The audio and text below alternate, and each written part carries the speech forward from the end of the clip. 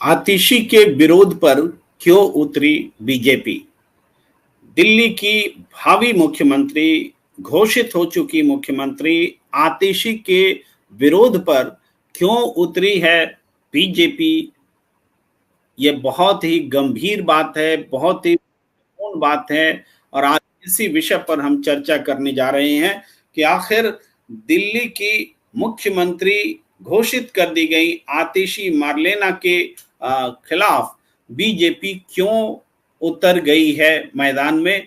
नमस्कार, मैं हूं प्रेम कुमार। प्रणाम इंडिया में आपका बहुत बहुत स्वागत है। और हमारे साथ जुड़ चुकी हैं देश की जानी मानी सामाजिक कार्यकर्ता और राजनीतिक विश्लेषक मीनू जैन जी। आपका बहुत बहुत स्वागत है। बहुत इंतजार हो रहा था कि कौन होगा दिल्ली का सीएम, और दिल्ली को एक महिला सीएम आतिशी मार्लेना मिलने जा रही हैं। हमने अपने प्रोग्राम में भी चर्चा की थी कि सुनीता केजरीवाल और आतिशी मार्लेना में किसी को मौका मिल सकता है अगर महिला कार्ड अरविंद केजरीवाल खेलते हैं। इसके अलावा एससी का भी ऑप्शन था। तमाम विकल्पों पर हमने चर्चा की, लेकिन आखिरकार दिल्ली के मुख्यमंत्री अरविंद केजरीवाल, जिन्हें विधायक दल ने अधिकृत किया कि आप नाम की घोषणा करें, वो एक प्रस्ताव लेकर आए, एक नाम का प्रस्ताव, आतिशी मार्लेना। और आतिशी मार्लेना के नाम पर सभी विधायकों ने सर्वसम्मति जता दी और सर्वसम्मति से यह तय हुआ कि वो दिल्ली की मुख्यमंत्री होंगी। अब एलजी के पास इस्तीफा सौंपना है और नया मुख्यमंत्री का नाम देना है। ये दोनों काम संभवतः एक साथ ही हो जाएं और अब दिल्ली को आज नया मुख्यमंत्री मिल सकता है, शपथ ग्रहण भी तय होगा। लेकिन जो बात चौंका रही है, अभी आतिशी मार्लेना के नाम की घोषणा भी नहीं हुई कि एक रेडीमेड तौर पर पूरा एक इकोसिस्टम आतिशी मार्लेना पर हमला करता हुआ दिख रहा है। आप समझिए, भारतीय जनता पार्टी का पूरा इकोसिस्टम, मैं इसलिए कह रहा हूं कि न सिर्फ इसमें बीजेपी के नेता शामिल हैं, प्रवक्ता शामिल हैं, सांसद और मंत्री शामिल हैं, बल्कि बीजेपी के शुभचिंतक माने जाने वाली बीएसपी भी शामिल है। मायावती जी भी ट्वीट करके आतिशी मार्लेना और मुख्यमंत्री पर सवाल उठा रही है। इसके अलावा आप देखेंगे क्या क्या बोले जा रहे। स्वाति मालीवाल हमला कर रही हैं, भाई आम आदमी पार्टी से राज्यसभा में है और वो पूरी भाषा को इंडोर्स कर रही हैं जो भाषा बीजेपी बोल रही है। बीजेपी क्या क्या बोल रही है? बीजेपी कह रही है कि पपेट सीएम है आतिशी मार्लेना। बीजेपी कह रही है कि कम्युनिस्ट है आतिशी मार्लेना। बीजेपी कह रही है कि ये कम्युनिस्ट आम आदमी पार्टी हो गई। अब आम आदमी पार्टी नहीं रही, सी आप हो गई, कम्युनिस्ट आम आदमी पार्टी। बीजेपी कह रही है कि आतिशी के आने से ये एक पपेट मुख्यमंत्री, एक कम्युनिस्ट मुख्यमंत्री, अब विदेशी शक्तियां जो है उसका बोलबाला हो जाएगा। और इस तरह से आम आदमी पार्टी ने दिल्ली का सत्यानाश कर दिया, एक कम्युनिस्ट आदमी को मुख्यमंत्री बना दिया। भाई बीजेपी का कम्युनिस्ट विरोध तो समझ में आता है। दक्षिण पंथी और वामपंथी एक दूसरे के खिलाफ होते हैं, लेकिन आम आदमी पार्टी कोई कम्युनिस्ट पार्टी नहीं है। और आतिशी मार्लेना के मम्मी पापा कम्युनिस्ट पार्टी में रहे, वो एक अलग बात है। हर व्यक्ति का, किसी के पिताजी आरएसएस में होते हैं, लेकिन वो व्यक्ति खुद किसी और पार्टी में होता है। ये हमारे देश की लोकतांत्रिक व्यवस्था में बहुत सारे उदाहरण होते हैं। लेकिन जो खतरनाक आरोप आतिशी मार्लेना पर लग रहे हैं वो ये है कि अफजल गुरु के पक्ष में इनके मम्मी पापा खड़े हुए थे। उनका कहना था कि हमारा पॉलिटिकल सिस्टम की जो समझ है उससे मैं असहमत हूं, और अफजल गुरु को जो फांसी दिया गया है वो दोषी है नहीं है, हमारी पॉलिटिकल सिस्टम के हिसाब से वो दोषी हैं। ये उनका वक्तव्य रहा। लेकिन इसके लिए आप आतिशी मार्लेना को देश विरोधी कहेंगे?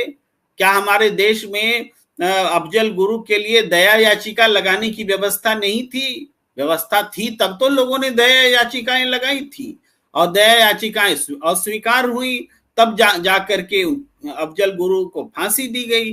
तो तब तो आप कोर्ट में भी जो प्रक्रिया चलाते हैं, वो वकील भी देश का दुश्मन हो जाता है जो अफजल गुरु के साथ खड़ा होकर के उसके लिए दलीलें देता है। तब तो जज भी क्यों सुन रहे हैं, जज भी देश विरोधी है, पूरा इतने दिनों तक सुनवाई की, क्यों सुना? ये कौन सी सोच है? हमारे देश का लोकतंत्र सबको अपनी अभिव्यक्ति की इजाजत देता है, मुकदमा लड़ने की इजाजत देता है, और उसके बाद फाइनली जस्ट जुडिशियरी जो कहता है उसके हिसाब से एग्जीक्यूट होती है चीजें। लेकिन ये बहुत बड़ा हमला, हम आपको कुछ तस्वीरें दिखाते हैं हमले की, उसके बाद बात भी करते हैं। देखिए ये स्क्रीन पर ये मायावती जी का हमला है। मायावती जी ने कहा है कि अरविंद केजरीवाल द्वारा दिल्ली के सीएम पद से अब इस्तीफा देना वास्तव में जनहित जन कल्याण से दूर इनकी चुनावी चाल व राजनीतिक पैंतरेबाजी, किंतु उनके लंबे समय तक जेल में रहने के कारण दिल्ली की जनता ने जो अनगिनत असुविधाएं व समस्याएं झेली हैं, उसका क्या, उसका हिसाब कौन देगा? सत्ता व विपक्ष के बीच राजनीतिक लड़ाई शत्रुता स्तर तक कटु नहीं हो सकती, नहीं हो तो बेहतर, ताकि उससे देश व जनहित प्रभावित न हो। बीएसपी की यूपी सरकार को भी ऐसे दिन देखने पड़े जब केंद्र की कांग्रेसी सरकार ने जेवर एयरपोर्ट व गंगा एक्सप्रेसवे पर भी रोड़े अटकाए और जनहित व विकास को बाधित किया। तो देखिए आप किस तरीके से मायावती बीजेपी के खिलाफ एक शब्द नहीं बोलती है, वो इंडिया गठबंधन पर अटैक करती हैं, कांग्रेस पर अटैक करती हैं, अरविंद केजरीवाल पर अटैक करती हैं। ये है बीजेपी का इकोसिस्टम, ये बीजेपी का इकोसिस्टम है। और एक और ट्वीट हम आपके सामने लाना चाहते, फिर हम मीनू जी के पास आएंगे। देखिए ये स्वाति मालीवाल ने ट्वीट किया है, दिल्ली के लिए आज बहुत दुखद दिन है। आज दिल्ली को मुख्यमंत्री एक ऐसी महिला को बनाया जा रहा है जिनके परिवार ने आतंकवादी अफजल गुरु को फांसी से बचाने की लंबी लड़ाई लड़ी। उनके माता पिता ने आतंकी अफजल गुरु को बचाने के लिए माननीय राष्ट्रपति को दया याचिकाएं लिखी। उनके हिसाब से अफजल गुरु निर्दोष था और उसको राजनीतिक साजिश के तहत फंसाया गया। वैसे तो आतिशी मारलेना सिर्फ बनी सीएम है, फिर भी ये मुद्दा देश की सुरक्षा से जुड़ा हुआ है। भगवान दिल्ली की रक्षा करे। वाह स्वाति मालीवाल जी, वाह। स्वाति मालीवाल जी कल तक आतिशी के साथ गलबहियां कर रही थी, और दोनों एक ही पार्टी के हैं। उनकी मंत्री रहे आतिशी, 14 विभाग का मंत्रालय संभाले, तब दिल्ली का भविष्य सुरक्षित रहता है। लेकिन आतिशी मुख्यमंत्री बन जाए तो उनके पिता अफजल गुरु के समर्थक हो जाते हैं। क्या आतिशी 14 विभाग संभाल रही थी, तब उनके माता पिता अफजल गुरु के समर्थक नहीं थे क्या स्वाति मालीवाल जब आम आदमी पार्टी ने राज्यसभा में भेजा, तब उनको समझ में नहीं आ रहा था कि हमारे साथ आतिशी भी हैं? लंबे समय तक राजनीतिक रूप से एक दूसरे के साथ रहते हुए आज आप अपनी राजनीतिक निष्ठा बदल रही हैं, तो आतिशी अफजल गुरु के समर्थक माता पिता की संतान हो गई। ये गजब की थ्योरी, ये पूरा इकोसिस्टम बीजेपी का बोल रहा है। क्या कहेंगी मीनू जी, आतिशी पर इतने हमले होने की क्या वजह है? एक महिला को दिल्ली की बागडोर सौंपी जा रही है। इससे पहले भी हमने देखा है शीला दीक्षित हो, सुषमा स्वराज हो, और ये तीसरी मुख्यमंत्री महिला होंगी आतिशी दिल्ली की। क्या प्रतिक्रिया है आपकी? जी देखिए, मेरी सबसे पहली प्रतिक्रिया तो यह है कि एक महिला को मुख्यमंत्री नामित किया गया है, तो ये महिलाओं के लिए एक बहुत अच्छी खबर है। महिला जो सशक्तिकरण की जो बात की जाती है राजनीतिक गलियारों में, तो उसके दिशा में उठाया गया एक कदम है।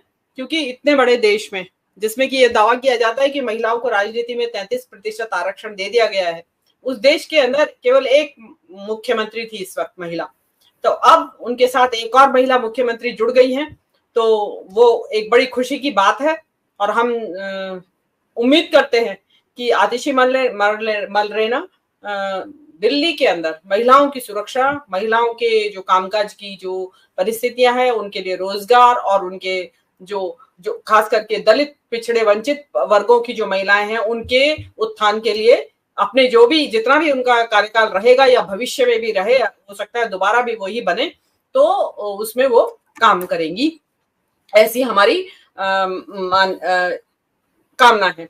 दूसरी बात इसमें एक हमें जो सबसे अच्छी लगती है कि आतिशी मरलेना राजनीतिज्ञों की एक उस जमात में शामिल हो गई जो कि न केवल राजनीति में है बल्कि उन्होंने शिक्षा के क्षेत्र में भी बड़ी अच्छी उपलब्धियां हासिल की है। देखिए, रॉड्स स्कॉलरशिप मिली है, स्टीवेंस कॉलेज में पढ़ी हैं, ऑक्सफोर्ड यूनिवर्सिटी से पढ़ी हैं, तो डेफिनेटली जो आपकी जो मैं ये नहीं कहती हूँ कि किसी की अगर देशी स्कूल कॉलेज में शिक्षा हुई है तो वो एक अच्छा राजनीतिज्ञ नहीं हो सकता, लेकिन क्योंकि आपके पास एक दुनिया का जो आपके पास एक्सपोजर होता है, दुनिया में आपने जो देखा है कि और जगह शिक्षा के क्षेत्र में क्या काम हो रहे हैं, तो डेफिनेटली आप जब कुछ किसी एक आधिकारिक पोजीशन में होते हैं, किसी एक सत्ता पक्ष में आपके हाथ में सत्ता होती है और वो भी मुख्यमंत्री के तौर पे, तो आप डेफिनेटली शिक्षा के क्षेत्र में कुछ आमूलचूल परिवर्तन करने की तरफ आप अवश्य कदम बढ़ाएंगे। ये भी हमारी एक उम्मीद आपसे है, क्योंकि आप एक महिला हैं और आपने केजरीवाल जिन दिनों जेल में रहे, बहुत आपने शिद्दत से लड़ाई लड़ी, पार्टी के लिए आप लगातार फ्रंट फुट पे आप रही एक तरीके से, तो आपको भी एक ये श्रेय जाता है कि जो इस दौरान जो पार्टी है वो एकजुट बनी रही। अब आती है कि भाई केजरीवाल जी ने आतिशी मरलेना को ही क्यों नियुक्त किया, जबकि चर्चा ये हो रही थी कि अगर महिला होगी तो डेफिनेटली केजरीवाल अपनी पत्नी को मुख्यमंत्री नामित करेंगे, जैसा कि पिछले एक उदाहरण देश की राजनीति में है।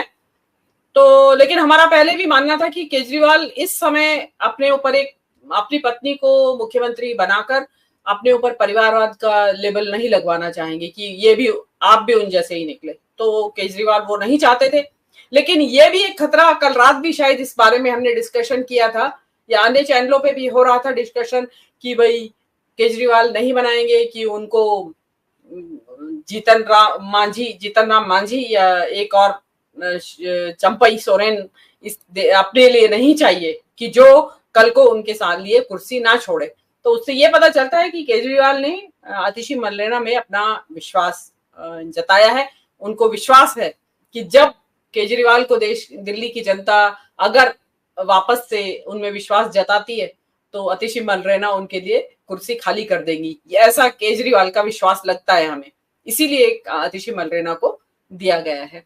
अब बात आती है कि जो आपने हालांकि नहीं पूछा है मेरे से सवाल कि भाई केजरीवाल ने अब इस्तीफा क्यों दिया, पहले क्यों नहीं दिया, तो ये एक बड़ा एक क्वेश्चनेबल क्या है या एक विवाद का भी विषय या विवेचना का भी विषय, उसमें आगे हम आपके उस पे प्रोग्राम में आगे जैसे बढ़ेगा उस पे बात उस पे बात होगी। अभी थोड़ा हम लोग आतिशी मरलेना पर कंसंट्रेट करते हैं, और वो पूरा जो बीजेपी का इकोसिस्टम है आतिशी मरलेना के विरोध पर उतर आया है, उनके चरित्र पर भी लांछन लगा रहा है, उनके परिवार पर भी लांछन लगा रहा है। और क्या इसका मतलब क्या है?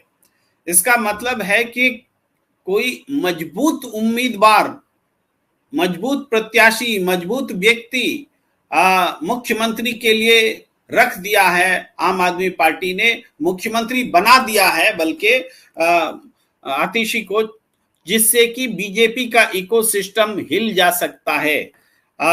जितना बड़ा मास्टर स्ट्रोक इस्तीफा देना था अरविंद केजरीवाल का, क्या उतना ही बड़ा मास्टर स्ट्रोक एक महिला को मुख्यमंत्री बनाना है, जिसके पास 14 विभाग पहले से थे, जो अरविंद केजरीवाल और मनीष सिसोदिया और संजय सिंह सबके जेल में रहते हुए यहाँ बाहर का मोर्चा संभाल रही थी।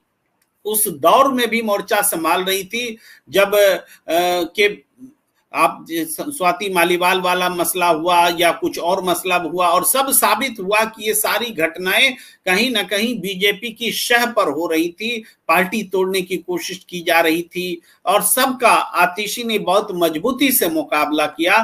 तो क्या इसलिए बीजेपी बेचैन है?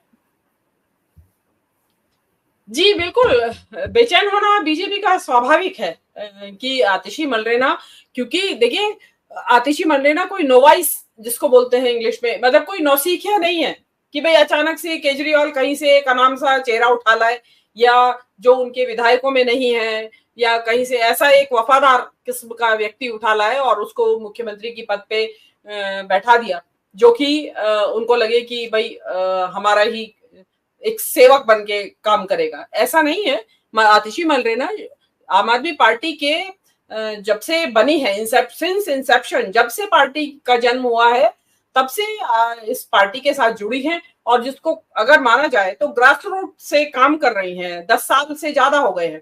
2011-12 में आतिशी, मुझे लगता है 12 के करीब शायद आतिशी जुड़ गई थी इस आम आदमी पार्टी से, जब केजरीवाल ने पार्टी की स्थापना की थी, और लगातार उसके बाद विभिन्न कैपेसिटीज में, विभिन्न पदों पर वो काम करती रही, और अंत में वो मुख्यमंत्री रही। और आपको ध्यान होगा कि जिस वक्त अभी 15 अगस्त में झंडा फहराने की बात हुई सरकार की तरफ से, तो केजरीवाल ने आतिशी मलरेना का ही नाम प्रपोज किया था, चिट्ठी लिखी थी राज्यपाल को। तो उसको माना नहीं राज्यपाल ने, वो एक अलग विषय है, लेकिन इसका मतलब ये था कि तब भी केजरीवाल को आतिशी मलरेना की कार्यक्षमता में और उनकी वफादारी भी कहेंगे कि देखिए वफादारी पे विश्वास होगा आतिशी मलरेना की, तभी उनको बनाया गया होगा। तो उससे, क्योंकि एक योग्य व्यक्ति जिसके पास अनुभव है राजकाज चलाने का, क्योंकि मंत्री के तौर पे भी वो काम करते रहे, और जैसा आपने बताया कि कई महत्वपूर्ण विभाग उनके पास थे। तो देखिए मुख्यमंत्री के पास भी कई महत्वपूर्ण विभाग ही होते हैं, और दिल्ली के मुख्यमंत्री की देखिए को जो है वो अन्य राज्यों की तरह नहीं है। जो पूर्ण राज्य हैं उनके मुख्यमंत्री की जिम्मेदारियां, और दिल्ली के मुख्यमंत्री, क्योंकि स्टेटहुड का, पूरे स्टेट का दर्जा हासिल नहीं है, केवल यहाँ विधानसभा है। बाकी के जो मुख्यमंत्री की जो ताकतें हैं, जो शक्तियां हैं, और उसी के नतीजे में काम का भी बोझ उस हिसाब से नहीं है, क्योंकि अधिकतर काम का बोझ उपराज्यपाल ने अपने ऊपर ले रखा है। तो उस पे मलरेना जैसी एक योग्य व्यक्ति और एक महिला आकर बैठ जाएं, मतलब जिसको मुख्यमंत्री के तौर पे वहां बैठा दिया गया है, तो एक बात कहूंगा, देखिए एलजी ने काम का बोझ नहीं लिया है, काम करने वालों को रोकने का बोझ लिया हुआ है। वो सेंट्रल गवर्नमेंट का एजेंट बन के काम कर रहे हैं। यहाँ मंत्रालयों को काम करने वो दे नहीं रहे हैं, दिक्कत पैदा कर रहे हैं। इस रूप में जानिए, एलजी का ये काम ही नहीं है कि मंत्रालय के काम में टांग अड़ाए, लेकिन वो टांग अड़ाते रहते हैं। ये थोड़ा सा हमको हस्तक्षेप करना जरूरी लगा। जी मीनू जी। जी हाँ, मतलब देखिए वो उन्होंने, मतलब जो सेंट्रल गवर्नमेंट है उन्होंने उनकी शक्तियां बढ़ाई, और उसका देखिए इसका तो जो केजरीवाल सरकार है वो सुप्रीम कोर्ट तक गए। उन्होंने भी कहा कि नहीं, बहुत सारे अधिकार हैं जैसे ट्रांसफर पोस्टिंग वगैरह का है, वो राज्य सरकार के मुख्यमंत्री को मिलना चाहिए, लेकिन भाजपा ने उसको भी उलट दिया, नहीं माना उस बात को। तो इस वक्त एक लिमिटेड शक्तियां हैं केजरीवाल जो मुख्यमंत्री हैं, लेकिन उसके बावजूद भी जो आप अनुभव के हिसाब से कहें तो जितना अनुभव केजरीवाल का है राजनीति में, उतना ही अनुभव मलरेना का भी है। तो आप ये नहीं कह सकते कि कोई नौसिखिया व्यक्ति इस टाइम मुख्यमंत्री की कुर्सी पे बैठा हुआ है। तो वो चीज आप इसको जो अगर आप अनुभवहीनता बताएं, या महिला होने के नाते आप बेवजह उसके ऊपर हमलावर हो जाए, तो ये चीज मेरे ख्याल से बीजेपी के लिए बैकफायर ही करेगी, और मायावती जी के लिए भी कहेगी। मायावती जी तो खुद महिला है। देखिए आज भी मायावती जी ने जो पीछे हट गई हैं, पीछे कदम खींच लिए हैं, सब लोग, हम और आप लोग हमेशा कहते रहे हैं कि नहीं, उनको ये नहीं करना चाहिए था। जितनी 4 बार वो एक राज्य की मुख्यमंत्री रही हैं, इतना बड़ा अनुभव उनके पास है, और एक पार्टी की मुखिया रही हैं, और उन्होंने पार्टी जो पार्टी के जो जन्मदाता थे कांशीराम, उनके सहयोग से के साथ काम किया, इतना लंबा अनुभव है। और ये टिप्पणी आप ले सकती हैं मायावती जी पर। जी कि ये Lakshmi Narayan, when BJP is putting funds for Mayawati, how dare she can pass remark against BJP? आपका मानना है कि बीजेपी मायावती को फंड्स दे रही है, तो उसके लिए मायावती जो है इस वजह से बीजेपी के जो बातें हैं उसके अगेंस्ट नहीं जा सकती. Again and again, Mayawati has herself proved beyond doubt she is a B team of BJP. Now she should officially merge her party. उनका ये कहना है कि मायावती ने निसंदेह ये प्रूव कर दिया है कि वो बीजेपी की टीम है और उन्हें तो ऑफिशियली अब अपनी पार्टी को बीजेपी में मर्ज कर देना चाहिए. मीनू जी एक बाइट दिखाना चाहते हैं, गोपाल राय क्या बोल रहे हैं वो थोड़ा सुन लेते हैं. विधायक दल की बैठक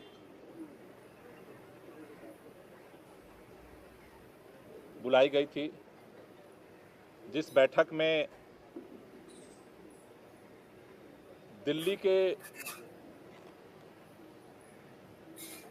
अगले चुनाव तक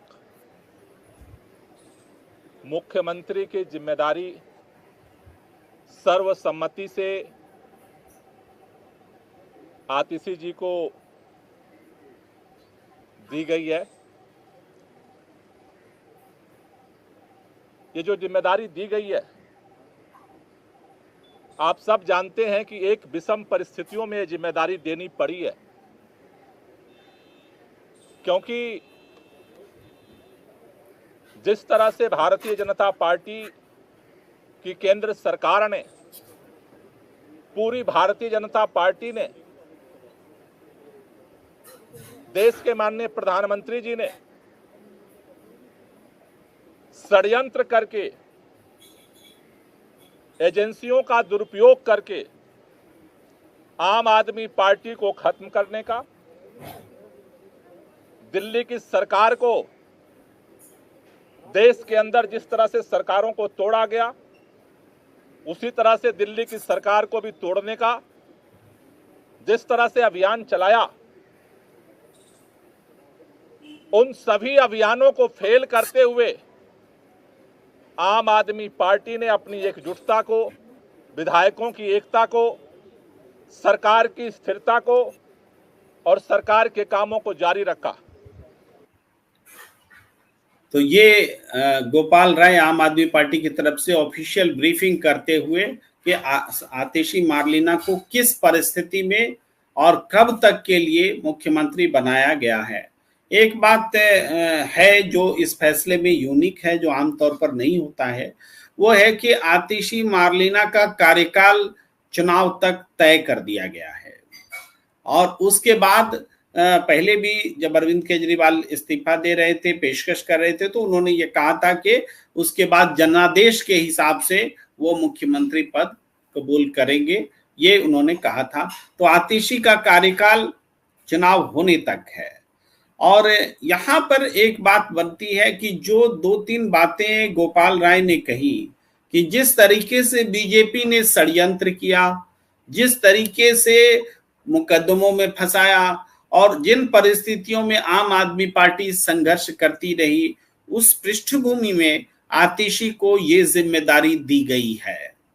तो ये जो भी कार्यकाल की अवधि होगी, ये अवधि इसलिए बहुत महत्वपूर्ण होने वाली है क्योंकि आम आदमी की भावी सियासत दिल्ली चुनाव को ही अगर ले तो दिल्ली चुनाव में जीत पर बहुत कुछ अवलंबित है, आधारित है. और उस जीत को सुनिश्चित करने के लिए न सिर्फ आतिशी के सरकार का मुखिया होने के नाते परफॉर्मेंस महत्वपूर्ण होगा, उस पर निर्भर करेगा, बल्कि आम आदमी पार्टी के अगुवा होने के नाते अरविंद केजरीवाल अपनी पार्टी को बीजेपी के नैरेटिव के काउंटर में कौन सा नैरेटिव खड़ा कर पाते हैं और कितना स्वतंत्र होकर के राजनीति करते हैं, कैसे अपने सहयोगी दलों का साथ लेते हैं, अगर इंडिया गठबंधन में रहे उस हिसाब से देखें, राष्ट्रीय स्तर पर कौन सा विमर्श खड़ा करते हैं और दिल्ली के स्तर पर कैसे अपनी राजनीति को रिवाइव करते हैं, ये दोनों की भूमिका बहुत महत्वपूर्ण हो गई है. आतिशी की मुख्यमंत्री के तौर पर और अरविंद केजरीवाल की पूर्व मुख्यमंत्री और आम आदमी पार्टी के अगुवा होने के तौर पर. आप इसको कैसे देखती हैं मीनू जी? जी देखिए, डेफिनेटली बहुत ज्यादा महत्वपूर्ण रहेगी आतिशी मर्लेना की जो भूमिका है। मेरे ख्याल से तो वो जो पार्टी का काडर है उसके बीच में भी आतिशी लगातार अपनी उपस्थिति बनाए रखी है उन्होंने। और मंत्री के तौर पे तो डेफिनेटली पार्टी के शीर्ष नेतृत्व के साथ लगातार संपर्क में है। तो मेरे ख्याल से एक बहुत अच्छे ब्रिज का भी काम आतिशी मर्लेना करेंगी। सॉफ्ट स्पोकन है, वेल बिहेव्ड है, एक बहुत अच्छी बात है कि। और देखिए, और दूसरी बात ये भी है कि आप देखिए कि बीजेपी के पास कोई एक ऐसा कद्दावर नेता है नहीं इस वक्त जो कि उनको, जिसको कि वो मुख्यमंत्री के चेहरे के तौर पे प्रमोट कर सकें। आप देखिए, मनोज तिवारी हैं उनके अध्यक्ष। आप क्या समझते हैं, कभी मुख्यमंत्री के रूप में उनको प्रमोट किया जाएगा? प्रोजेक्ट करेगी बीजेपी कभी मनोज तिवारी को? नेवर। जो उनके पुराने नेता थे, आपके जो हर्षवर्धन जी थे, या आपके जो पुराने जो इनकी जो, मुझे लगता है कि पुरानी जो बीजेपी है उसके तो बड़े बड़े नेता बचे ही नहीं है, उनके बेटे आ गए हैं राजनीति में। उनका अनुभव और उनकी योग्यताएं इतनी नहीं है कि वो नेतृत्व कर सके। हर्षवर्धन को पीछे फेंक दिया गया है। तो ऐसे में आतिशी मर्लेना का यहाँ आना, एक महिला मुख्यमंत्री के रूप में आना, एक डेफिनेटली बहुत इस मायने रखेगा। और देखिए, क्योंकि अरविंद केजरीवाल जेल से बाहर है, मनीष सिसोदिया जेल से बाहर है, तो आतिशी को गाइडेंस के लिए भी अगर जरूरत पड़ेगी तो वहां दो नेता, तीन नेता, संजय सिंह है आपके ये गोपाल राय हैं, वो बहुत सारी जो पार्टी की जो लीडरशिप है वो बाहर है। तो आप ऐसे भी मत समझे कि आतिशी मर्लेना की कहीं शायद मात खा जाएंगी या भाजपा के जो इनके कुचक्र रहते हैं उनके चक्कर में फंस जाएंगी। तो वो चीज मुझे अभी बहुत दूर की बात लगती है। लेकिन एक होशियारी की आज केजरीवाल ने, बिल्कुल मोदी स्टाइल में, गोपाल राय और राखी बिड़ला से को प्रेस कॉन्फ्रेंस में, मतलब प्रेस ब्रीफ दिलवाया कि, क्योंकि आप देखिए कल से दो ही नाम चल रहे थे कि या तो राखी बिड़ला या फिर ये आपके गोपाल राय का नाम तो बहुत तेजी से ऊपर था कि शायद केजरीवाल उनको बना सकते हैं। तो ताकि एक ये भी भ्रम लोगों के दिमाग से निकल जाए कि भाई कोई किसी तरह की नाराजगी या किसी तरह का असंतोष मर्लेना के बनाने से, उसको भी न्यूट्रलाइज कर दिया है केजरीवाल। जी जी जी, एक आध प्रतिक्रिया हम लेते हैं। जैसे एक सवाल मुझे ध्यान आ रहा है, पूछा था कि अरविंद केजरीवाल, हाँ, ये क्वेश्चन चौधरी दिनेश कुमार गुलिया जी ने पूछा है कि बेल में शर्तें थी जो वो कुछ कर ही नहीं पाते, तो घेर यानी महल और भ्रष्टाचार के आरोपियों के लिए क्या दिखावा नहीं। ये प्रश्न उनका मोटे तौर पर यह है कि सुप्रीम कोर्ट ने शर्तें तय कर दी थी, तो ये इस्तीफा जो है दिखावा नहीं है। अब गुलिया जी इस प्रश्न का उत्तर लीजिए। ये सारे टीवी चैनल्स में भी बहुत ये प्रश्न बार बार उछाले जा रहे हैं। ये प्रश्न तो उस समय भी थे ना, जब लोकसभा चुनाव के दौरान अरविंद केजरीवाल बाहर आए थे, तब भी यही शर्तें थी, कोई नई शर्तें नहीं थी।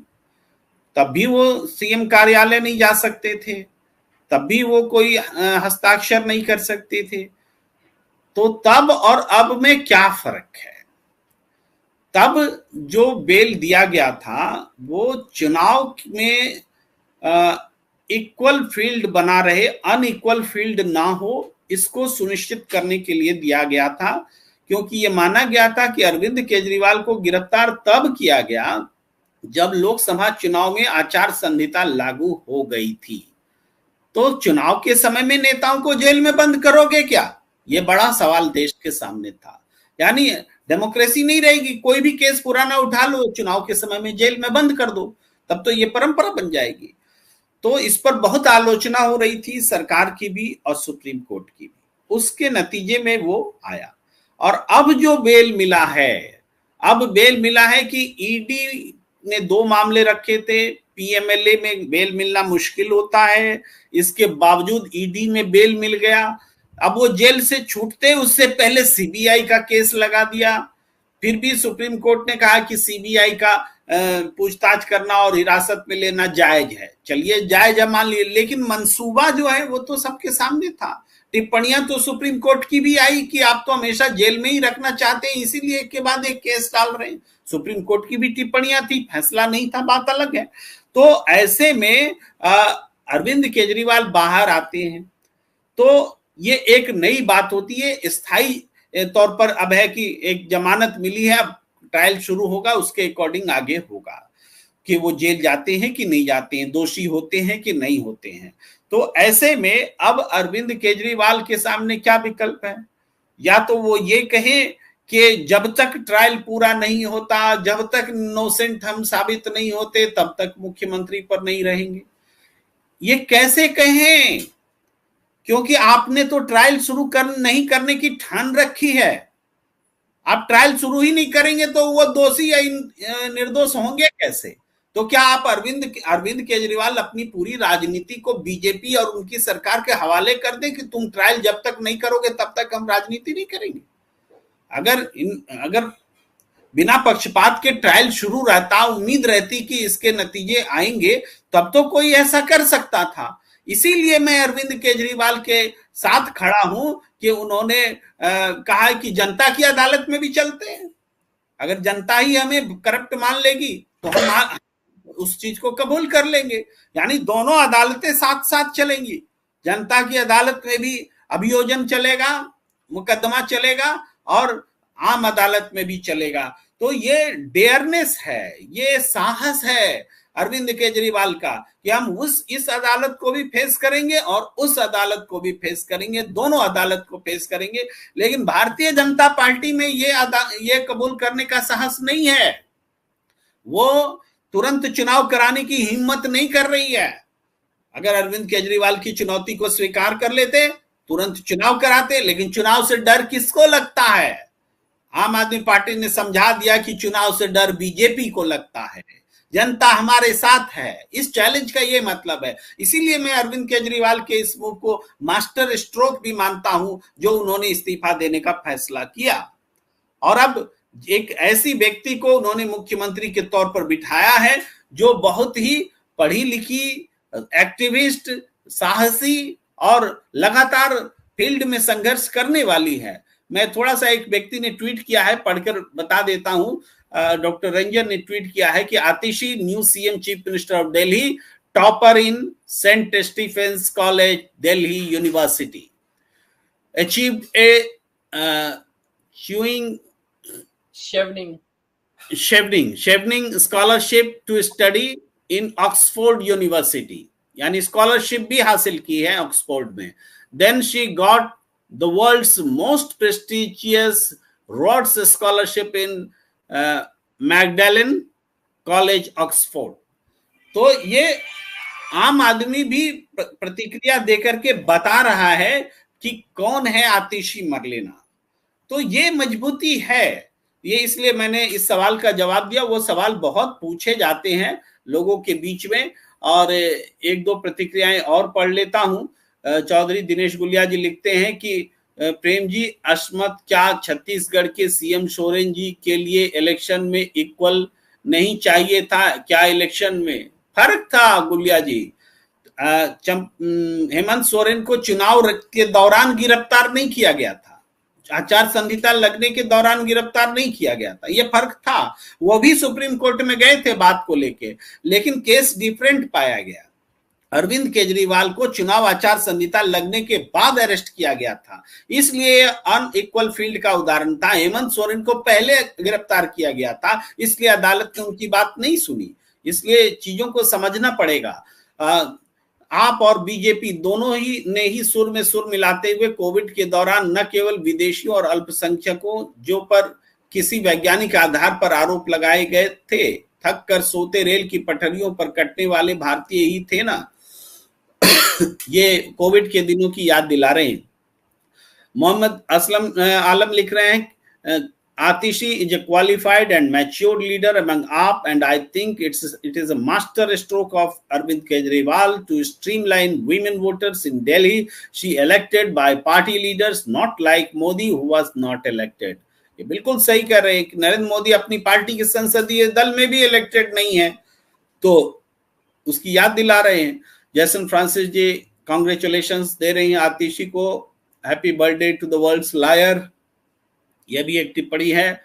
और चौधरी दिनेश कुमार गुलिया जी लिख रहे हैं केस ट्रायल पर कोर्ट डायरेक्शन क्यों नहीं, इसी को चुनौती छोड़ वो विधानसभा भंग क्यों नहीं करते, उसके लिए तो वो परेशान प्रसिद्ध है, ऐसा कुछ लिख रहे हैं। फिर इसी मजबूर होगा इलेक्शन के लिए, कमेंट्स प्लीज। तो विधानसभा भंग करने की सिफारिश 5-6 महीना क्यों की जाए भाई? विधानसभा जो विधानसभा है उसको समय से पहले क्यों भंग किया जाए?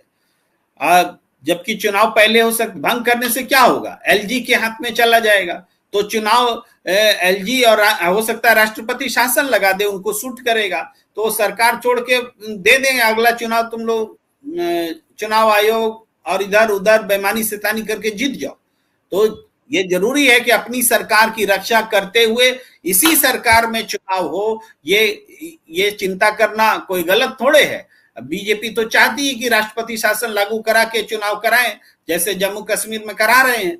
सारी जितने भी राशिद इंजीनियर को जेल पे छोड़वा दिया, जमाते इस्लामी के साथ समझौता करवा दिया, उन सबको हेल्प कर रहे हैं कि वो जीत जाए। कल तक देश विरोधी बता रहे थे और अंदर अंदर मदद कर रहे हैं। इस तरह की चीजें दिल्ली में भी होंगी, क्या इसकी इजाजत दें? इसके लिए पिच बना करके देंगे क्या अरविंद केजरीवाल? ऐसा ना हो वो सुनिश्चित करेंगे, इसीलिए विधानसभा भंग करने का ऑप्शन नहीं चुना, क्योंकि इससे बीजेपी की सियासत को फायदा होता है। हम ऑफर कर रहे हैं कि आप चुनाव करा दीजिए पहले से, हमारी सरकार हटाना जरूरी है क्या? ये है अरविंद केजरीवाल की राजनीति, जो सामान्य भाषा में हम समझा सकते हैं। जी मीनू जी, अब मैं आपके पास आता हूं, बहुत देर से आप इंतजार कर रही हैं। गोपाल राय की भी प्रतिक्रिया आपने सुनी, आपने प्रतिक्रिया भी देखी और आम लोगों की भी सुनी, तो क्या कहेंगी आप इस अरविंद केजरीवाल?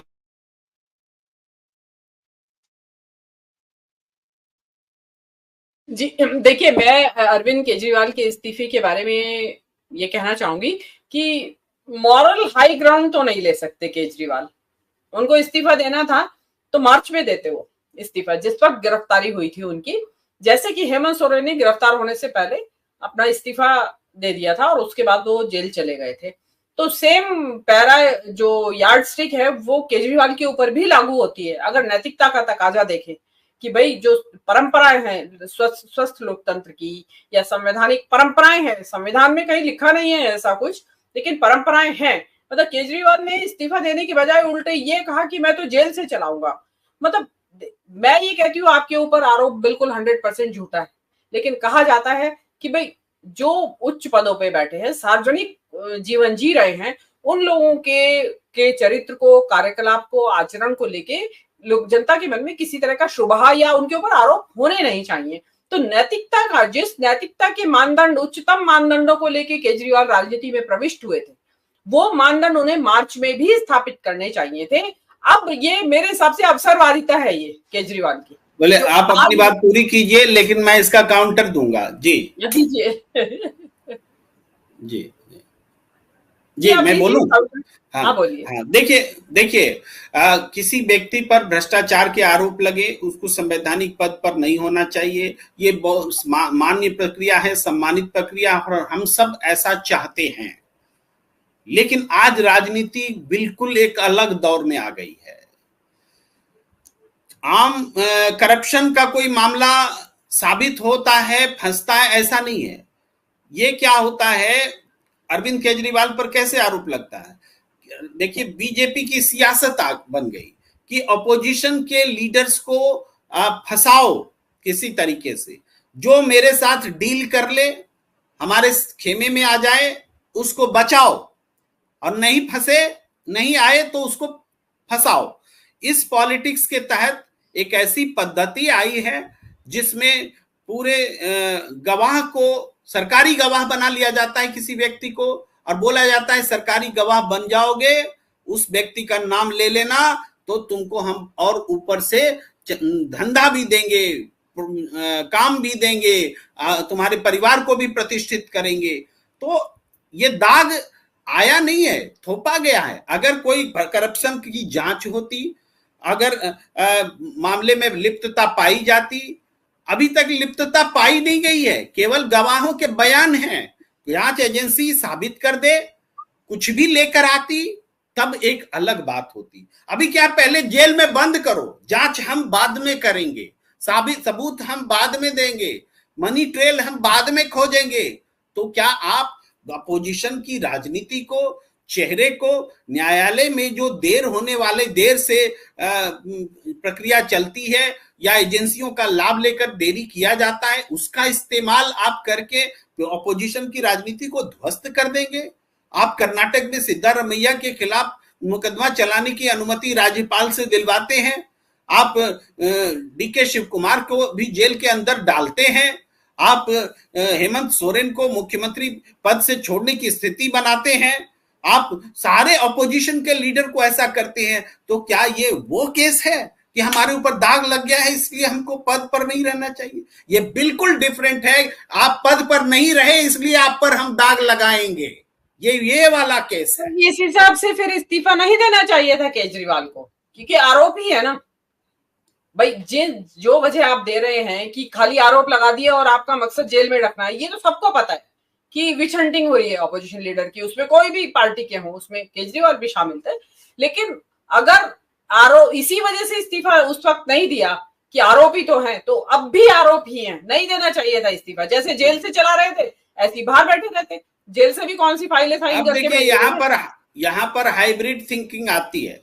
उन्होंने इस्तीफा नहीं दिया जब तक कि उनको नियमित जमानत नहीं मिली, जेल में रह करके सरकार चलाई, जिससे बड़ी आलोचना का मुद्दा क्या हो सकता है। जेल में रह करके सरकार चलाई और उन्हीं बातों को एस्टैब्लिश किया जो मैं अभी तर्क दे रहा हूं कि ये दाग है नहीं, दाग लगाए गए हैं ताकि इस्तीफा दो।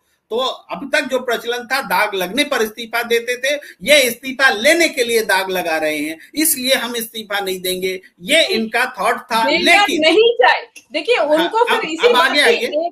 नहीं, एक ही जो स्टैंड था ना, उस पे टिके रहना चाहिए था। नहीं, मैं उसके आगे जवाब देता हूँ, अब उसके आगे जवाब देता हूँ कि जब तक उनको नियमित जमानत नहीं मिली थी तब तक ये स्टैंड था। अब नियमित जमानत मिल गई है, तो क्या अनिश्चित काल के लिए ये मुख्यमंत्री पद पर बने रहेंगे? इन्होंने कहा कि हम आपकी मंशा को लागू होने नहीं दिए, अब भी हम जनता की अदालत में जाएंगे और अपनी बात साबित करेंगे, जनता हमारे साथ खड़ी होगी, तब हम दोबारा से पद स्वीकार करेंगे और अदालत के फैसले का, अब जब हमें तो मालूम है हमारा कुछ होना नहीं है, हमने कुछ किया नहीं है, जब फैसला आएगा उसके अकॉर्डिंग हम फिर नए सिरे से फैसला लेंगे। ये है। अब आप बोलिए। जी देखिए, अगेन वही आती है बात कि आपको अब इस्तीफा नहीं देना चाहिए था। अगर आप अब ये कारण दे रहे हैं जो कि आप बता रहे हैं, जिसका कि आप भी समर्थक कर रहे हैं, तो फिर तो आपको देना ही नहीं चाहिए था भाई, क्योंकि ये तो सबको पता है कि ये मुकदमा ऐसा तो है नहीं कि 2-4 महीने में खत्म हो जाएगा और केजरीवाल को साफ सुथरी क्लीन चिट दे दी जाएगी। वो नहीं देंगे। जो करने वाले हैं मुकदमा, फंसाने वाले लोग हैं, उनका मकसद ही यही है कि इतना लंबा ड्रैग करो इसको कि ये केजरीवाल का करियर ही खत्म हो जाए, कि लोग ही भूल जाए। लेकिन यही वजह है कि अगर आरोप हैं और उनके सिद्ध होने में भी टाइम लगेगा, तो कोई रोक तो है नहीं कोई सरकार की किसी की तरफ से। तो वो आपकी बात का जवाब देता हूं कि अगर वो इस्तीफा नहीं देते, मैं एक बात कहना चाहती हूँ, मैं भूल जाऊंगी उससे पहले।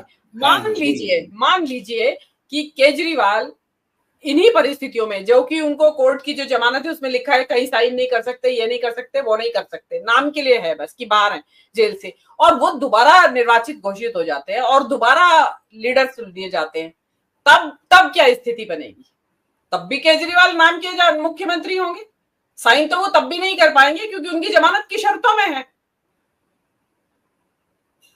तो ये एक बड़ा एक संवैधानिक संकट भी है। ये अगर ये जो है, या तो इस्तीफा ना देते, और दिया था तो मार्च में दे देना चाहिए था। अब तो ये जो मॉरल हाई ग्राउंड लिया है, ये भी काउंटर प्रोडक्टिवनेस साबित हो जाए उनके लिए।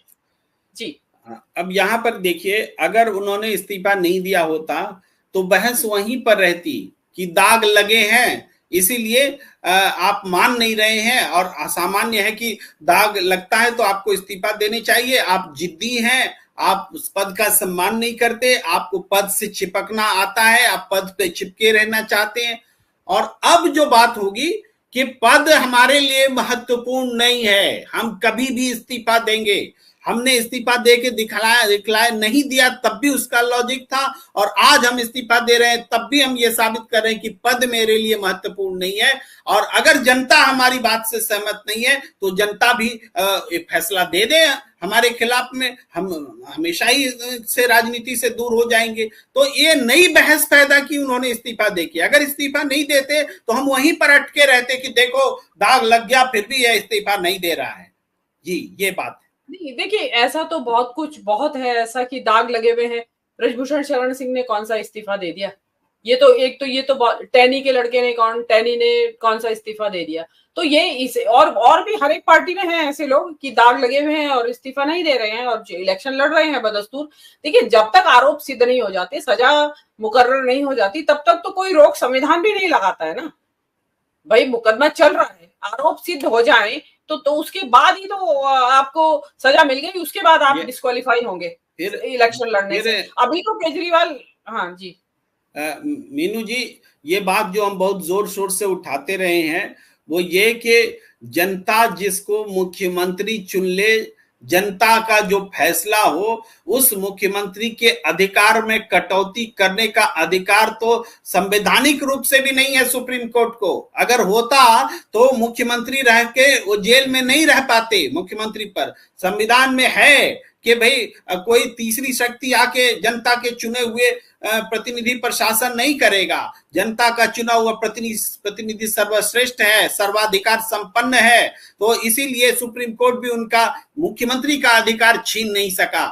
लेकिन जमानत देते हुए जो शर्तें लगाई वो एक बार फिर मुख्यमंत्री का अधिकार छीनता है, और ये कंट्रडिक्शन पैदा करता है कि आपने उस समय उन याचिकाओं को क्यों खारिज कर दिया जो मुख्यमंत्री के तौर पर उनको जेल में रहने से को लेकर चुनौती दे रहा था, और आपने शर्त लगा करके उन्हीं बातों को, अपनी बातों का खंडन कर दिया कि मुख्यमंत्री के अधिकार का आप अपहरण कर रहे हैं। ये सवाल तो बड़ा सवाल है और मैं उठाता रहा हूं और आगे भी उठाया जाता रहेगा। संविधान सुप्रीम कोर्ट को समीक्षा करनी पड़ेगी कि एक जनता के चुने हुए प्रतिनिधि को जो अधिकार प्राप्त है, उन अधिकारों को छीनने का अधिकार किसी न्यायाधीश और अदालत को नहीं है। जी देखिए अभी जैसे केजरीवाल ने खुद कहा कि मैं तो और मुख्यमंत्रियों को भी कहता हूं कि तुमने इस्तीफा नहीं देना चाहिए था। ठीक है, एक तरफ तो आप उनको सलाह दे रहे हैं कि इस्तीफा ना दे, और अब आपने इस्तीफा दे दिया, तो आपने अब क्यों दिया इस्तीफा? आप अभी भी बने रहते। ये आपका इस्तीफा अवसरवादिता की श्रेणी में आता है। प्रेम जी, आप चाहे कुछ भी कहें, मैं तो यहीं पे अटकी हुई हूँ। मैं जवाब दे चुका हूं इस प्रश्न का, आवश्यकता नहीं है। जी, तो वो दूसरे मुख्यमंत्रियों को सलाह ना दे कि आपको इस्तीफा नहीं देना चाहिए था। अब आपको अवसर मिला, आपको लगा कि भाई इस्तीफा दे के फायदा है, तो अब आपने इस्तीफा दे दिया, तो आप ये नैतिक चंद बन गए। चलिए अब मैं कुछ प्रतिक्रियाओं को आगे लेता हूं, क्योंकि इस विषय पर आपकी भी बात आ गई या मेरी भी बात आ गई। तो मोहम्मद आलम लिख रहे हैं, sir, Narendra Modi has captured all agencies coupled with mainstream media and even judiciary to remain in power, and that fabric seems to be shattered. We know 70% of them are exported from Congress. Keep religion and politics separate, कह रहे हैं। जिस तरह से लोगों को जेलों में बंद किया और निकाला जा रहा है, क्या यह सब जनता की भावनाओं से खेल राजनीतिक सहानुभूति हासिल करने की कोशिश नहीं है? अपना अपना इंटरप्रिटेशन है, मैं विरोध नहीं करता न समर्थन करता हूं। चौधरी दिनेश कुमार गुलिया जी कहते हैं, ऐसा मत करो कि आपको विश्लेषणों का पछतावा हो। आपको दिल्ली में क्या लोकपाल है, किस लिए राजनीति में आए थे श्रीमान चौधरी दिनेश गुलिया जी? हर सरकार में, हर सरकार के मुख्यमंत्री से सैद्धांतिक रूप में सिद्धांत पर टिके नहीं रहने के लिए, व्यवहार में सही तरीके से काम नहीं कर पाने के लिए आलोचनाएं होती हैं, होती रहेंगी। कोई भी सरकार, कोई भी नेता इससे परे नहीं है। सब पर सवाल उठाए जा सकते हैं, जाते हैं। अरविंद केजरीवाल पर भी उठाए जाएंगे और आप सवाल उठाएं तो मुझे कोई आपत्ति नहीं है। लेकिन उन सवालों को सब जगह एक बात, हर बात पे जोड़ देना केवल अरविंद केजरीवाल के लिए, ये भी ठीक नहीं है। अभी एक अलग विषय पर हम बात कर रहे हैं। तो जैसन फ्रांसिस लिख रहे हैं, as the stupid advertisement goes, दाग तो अच्छे हैं, badge of honour these days. Important प्रतिक्रिया है। लेकिन मीनू जी, अब एक आखिरी कमेंट के लिए हम आपके पास आते हैं। हालांकि आखिरी कमेंट से पहले बीजेपी की एक प्रतिक्रिया ले लेते हैं। दिल्ली बीजेपी की है जो इस पर है। आतिशी के दिल्ली सीएम बनने पर सियासत तेज, भाजपा नेता वीरेंद्र सचदेवा ने कहा तंज कि कसा तंज, आतिशी को मजबूरी में बनाया सीएम सचदेवा, मर्जी का सीएम नहीं बनवा सके केजरीवाल सचदेवा, मनीष सिसोदिया के कहने पर हुआ सब कुछ।